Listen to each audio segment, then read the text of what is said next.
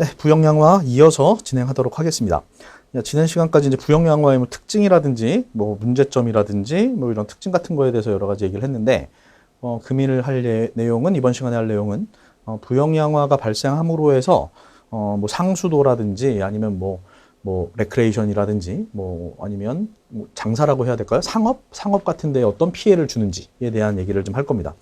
자, 이런 얘기들은 일반적으로 기사 시험 이런 데에서는 출제가 되는 상황은 아니에요. 하지만 이제 여러분들이 나중에 이제 환경 분야로 취업을 한다거나 하면 실질적인 사항들이겠죠. 실질적으로 대처를 해야 되는 상황이고 뭐 이렇기 때문에 한번 그냥 검토하고 정리하는 식으로 해서 넘어가 보도록 하겠습니다. 자, 일단 첫 번째 나와 있는 게 상수도에 미치는 영향이에요. 상수도. 자, 우리가 보통 이 상수로 이용하는 수원이라고 해야 될까요? 수원 같은 것들이 뭐 서울, 경기 뭐 이런 지역은 팔당호라든지 이렇게 뭐 정체되어 있는 수역 자체도 이제 수원으로 이용이 가능합니다. 그러니까 원래는 흐르는 강이었는데 뭐 댐이나 이런 것들을 통해서 혹은 뭐 저류를 해놔야 되겠죠. 사람들이 많이 물을 사용을 하기 위해서는 저류를 해놔야 되기 때문에 그것들이 이제 어떻게 보면 정체되게끔 만들어 줄 수밖에 없는 거죠. 그래서 이제 뭐 날씨가 굉장히 뜨거워진다거나 아니면 물의 흐름이 이제 막혀 있다거나 거기에 이제 영양염류가 막 포함이 된다거나라고 하면 부영양화가 일어날 가능성이 있죠. 근데 부영양화가 일어난 물을 갖고 상수도로 사용한다라고 하면 문제가 굉장히 크겠죠. 사전에 원래 막는 것이 당연히 그렇게 돼야 될 거고, 만일 이제 그렇지 못했다 그러면 부영양화가 발생을 했을 때 상수도에는 어떠한 영향을 미치는지에 대해서 이제 정리를 해 놓은 건데요.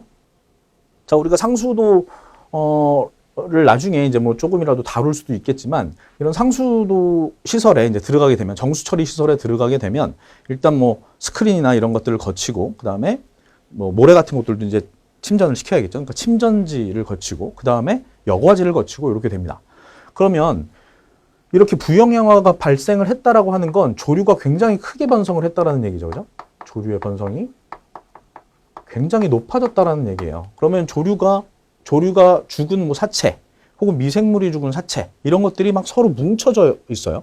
끈적끈적하게 막 뭉쳐져 있습니다. 그런 것들이 어떤 공정으로 들어간다라고 하면 맨 처음에 걸리는 스크린이라는 게 뭔지 아시죠? 뭐 흔하게 얘기해서 그냥 뭐 철조망 같은 걸로 이렇게 막아놓은 거예요. 큰 뭐 나무 토막이라든지 이런 것들을 막아주는 이제 역할을 하는 게 스크린이라고 볼 수가 있는데, 스크린 같은 것들이 막혀버리겠죠.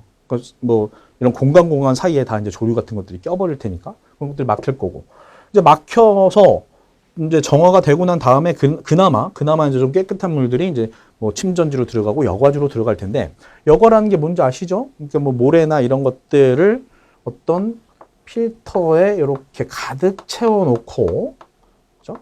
필터를 이렇게 표시합니다. 가득 채워놓고 처리하고자 하는 물을 주입을 했을 때 이런 사이사이에 공급보다 큰 것들은 잡히고, 작은 것들은, 공급보다 작은 것들은 이제 처리가 돼서 나가는 게 되겠죠. 자, 그렇게 될 텐데, 그러면 이런 조류 같은 것들이 남아있는, 스크린을 거치고 남아있는 그런 조류 같은 것들이 이 표면, 공극에 가득 찬다 라고 생각을 해보세요. 그럼 물의 흐름이 어떻게 될까요? 여과지에서의 물의 흐름이 굉장히 안 좋아지겠죠. 느려지고, 그죠? 그래서 원래 하고자 하던 속도보다 훨씬 더 느려질 수밖에 없겠죠. 그러한 문제점들이 생길 수 있다라고 하는 거예요.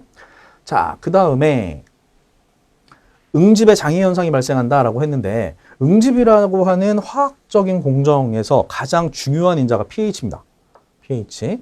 근데 우리가 조류가 광합성을 했을 때는 CO2가 없어지고 DO가 상승하면서 pH가 올라가고, 그 다음에 반대로 광합성을 하지 않으면 호흡작용에 의해서 DO가 감소하고 CO2가 올라가겠죠.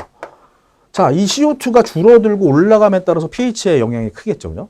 CO2가 많아진다라고 하면 pH가 떨어질 거고, CO2가 적어진다라고 하면 pH가 올라갈 거고, 그죠? 근데 응집에 가장 중요하면서도 가장 기본적인 인자가 pH입니다. 이 pH의 적정 범위에 따라서 여러 가지 응집제가 있을 텐데, 뭐 알럼, 팩, 그 다음에 뭐 철염, 뭐 등등의 응집제가 있을 텐데, 각각의 응집제마다 pH 범위가 정해져 있어요. 적정 pH라고 얘기를 합니다. 적정 pH 범위가 정해져 있어요.